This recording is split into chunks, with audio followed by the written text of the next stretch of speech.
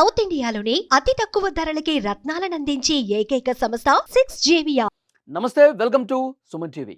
America ఆధిపత్యానికి check పెట్టడానికి త్రిశక్తి కూటమి సిద్ధమవుతోంది.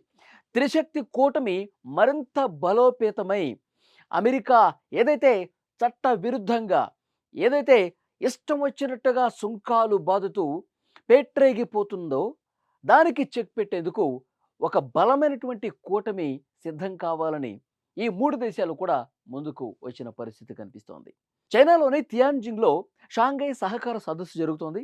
ఈ సదస్సులో మోదీ అలాగే చైనా అధ్యక్షుడు షీ జిన్పింగ్ భేటీ అయ్యారు. చాలా సుహృద్భావ వాతావరణంలో, చాలా సానుకూలమైనటువంటి వాతావరణంలో, ఆరోగ్యకరమైన పరిస్థితుల్లో ఈ భేటీ జరిగింది. ఈ భేటీలో చాలా కీలకమైనటువంటి నిర్ణయాలు జరిగినాయి. రెండు దేశాలకు సంబంధించి భారత్ చైనా మధ్య సరిహద్దుకు సంబంధించి కొన్ని చిన్న చిన్న వివాదాలు ఉన్నాయి. ఆ వివాదాలను ఎప్పటికీ కూడా సామరస్యపూర్వకంగా పరిష్కరించుకోవాలి తప్ప ఘర్షణ పూరిత దిశలో వెళ్ళకూడదు. మనం శత్రువులం కాదు, మనం పొరుగు దేశాలం, మిత్ర దేశాలంగా ఉండాల్సినటువంటి అవసరాన్ని చాలా బలంగా నొక్కి చెప్పినటువంటి పరిస్థితి ఉంది. కాబట్టి ఆ చిన్న చిన్న సరిహద్దు వివాదాలు పక్కన పెట్టేస్తే మనం ఆర్థికంగా, వాణిజ్యపరంగా ఇంకా కొన్ని కీలకమైనటువంటి అంశాల మీద బలంగా ముందుకు పోవాల్సినటువంటి అవసరం ఉంది అని చెప్పి ఈ భేటీలో చర్చ జరిగింది. ఇక రష్యా ఎప్పటి నుంచో మిత్ర దేశంగా ఉంది. ఈ మూడు దేశాలు గనక కలిస్తే ట్రంప్ ఏదైతే పిచ్చి పిచ్చి నిర్ణయాలు తీసుకుంటా ఉన్నాడో, ట్రంప్ ఏదైతే ఇష్టం వచ్చినట్టుగా సుంకాలు విధిస్తూ ఏకపక్షంగా వ్యవహరిస్తూ ఉన్నాడో దానికి మనం గట్టిగా చెక్ పెట్టినట్టు వాళ్ళం అవుతాం. భవిష్యత్తులో ప్రపంచం కూడా బహుళపక్షవాదం వైపే ఉంటుంది. ఏకపక్షంగా ఏది కూడా ఉండబోదు. మనం అమెరికాకి బలమైనటువంటి చెక్ పెట్టాలంటే గనక మన మూడు దేశాలు ఒక త్రిశక్తి కూటమిగా ముందుకు వస్తేనే ఇది సాధ్యం అవుతుంది అని చెప్పి చాలా స్పష్టంగా చెప్తున్నటువంటి పరిస్థితి ఉంది. అమెరికా అధ్యక్షుడు డొనాల్డ్ ట్రంప్ వ్యవహార శైలిలో ఆయన రెండోసారి అధ్యక్షుడు అయిన తర్వాత పూర్తిగా మారిపోయింది. అంతకుముందు మనకి మిత్ర దేశంగానే ఉంది. ఎప్పటి నుంచో కూడా అమెరికాతో మనకి సంబంధాలు బాగున్నాయి. డొనాల్డ్ ట్రంప్ మొదటిసారి ఆయన అధ్యక్షుడైనప్పుడు కూడా అంత సజావుగానే జరిగింది. కానీ రెండోసారి అధ్యక్షుడైన తర్వాత ఆయన ప్రవర్తన పూర్తిగా మారిపోయింది.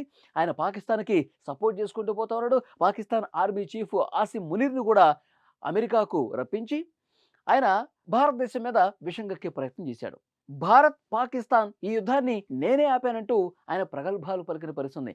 మోదీ ఫోన్ చేశాడు, 2-3 సార్లు ఫోన్ చేసి కూడా చెప్పాడు, ఈ యుద్ధాన్ని మా రెండు దేశాల సైనిక ప్రతినిధులే ఆపుకున్నారు, అంతే తప్ప ఏ ఇతర దేశం ప్రమేయం లేదు, మీరు ఆ విధంగా మాట్లాడవద్దు అని చెప్పి సున్నితంగా హెచ్చరించిన మళ్ళీ అమెరికా అధ్యక్షుడు అదే విధంగా పాట పాడుతున్న పరిస్థితుంది.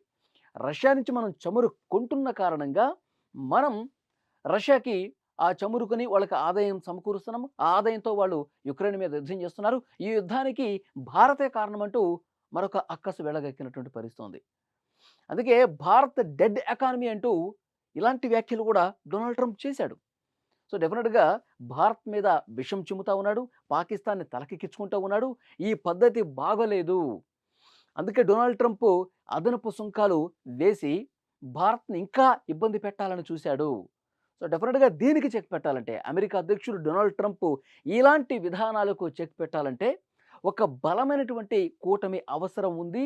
ఆ త్రిశక్తి కూటమి భారత్, చైనా, రష్యా వీళ్ళ ముగ్గురు కలిస్తే గనక అమెరికాకే కాదు, మొత్తం EU యూరోపియన్ యూనియన్ కంట్రీస్ ఏవైతే ఉన్నాయో వాటన్నింటికీ పూర్తిగా చెక్ పెట్టే పరిస్థితి ఉంటుంది.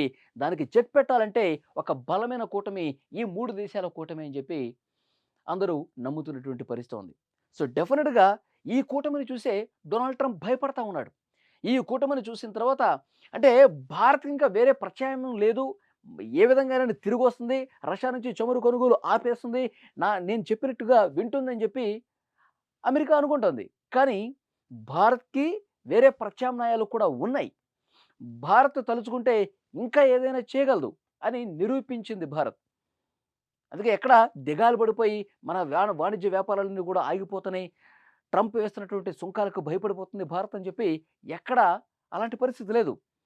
వెంటనే ఇటు చైనాతో, రష్యాతో, మిగిలిన మిత్ర దేశాలతో మాట్లాడుకుంటూ ఈ సుంకాల నుంచి తప్పించుకోవటానికి మనం పంపేటువంటి వస్తువులు ఏవైతే ఉన్నాయో అవి ఏ దేశాలకు మనం విరివిగా పంపించగలం, ట్రంప్ తీసుకున్న నిర్ణయానికి గట్టిగా మనం ఎలా దెబ్బ కొట్టగలం, ఈ విధంగానే మోదీ ఆలోచించినటువంటి పరిస్థితి ఉంది. అందుకే ఒక బలమైనటువంటి కూటమి ఇప్పుడు భారత్‌కి ఎంత అవసరమో చైనాకి, అలాగే రష్యాకి కూడా వీళ్ళ ముగ్గురు కలవటం ఒకళ్ళకొకడు అంతే అవసరం ఉంది. సో, డెఫినిట్‌గా అందుకే డొనాల్డ్ ట్రంప్ 4, 5 సార్లు ఫోన్ చేశాడు. వీళ్ళు ఏకమైపోతే మళ్ళీ పరిస్థితి దిగజారిపోతుంది. అమెరికా ప్రపంచం ముందు మళ్ళీ ఒక అవమానం ఎదుర్కోవాల్సినటువంటి పరిస్థితి ఉంటుంది. కాబట్టి ఈ 3 దేశాలు కూటమి కట్టకూడదని చెప్పి చాలా బలంగా అనుకున్నాడు డొనాల్డ్ ట్రంప్. వెంటనే 4, 5 సార్లు ఫోన్ చేశాడు మోదీతో మాట్లాడదామని. మళ్ళొకసారి మనం మాట్లాడుకుందాం, మళ్ళొకసారి మనం చర్చించుకుందాం అని చెప్పి ఫోన్‌లు చేసే ప్రయత్నం చేశాడు గానీ, మోదీ ఎక్కడా కూడా ఆ ఫోన్‌ని లిఫ్ట్ చేయలేదు. నేను ట్రంప్‌తో మాట్లాడుకోదలుచుకోలేదని చెప్పి చాలా స్పష్టమైనటువంటి హెచ్చరిక పంపించినటువంటి పరిస్థితి ఉంది. ఇప్పుడు చైనాలో చాలా కీలకమైనటువంటి భేటీలు జరుగుతున్నాయి. ఆరోగ్యకరమైన వాతావరణంలో భేటీ జరుగుతుంది. ట్రంప్‌కి, అలాగే యూరోపియన్ కంట్రీస్‌కి ఒక బలమైన చెక్ పెట్టే దిశగా ఈ 3 దేశాలు కలుస్తున్నాయి. త్రిశక్త కూటమి ఇప్పుడు ఇదే ప్రపంచవ్యాప్తంగా హాట్ టాపిక్ అయినటువంటి పరిస్థితి ఉంది. ఫ్రెండ్స్, మీకేమనిపిస్తుంది?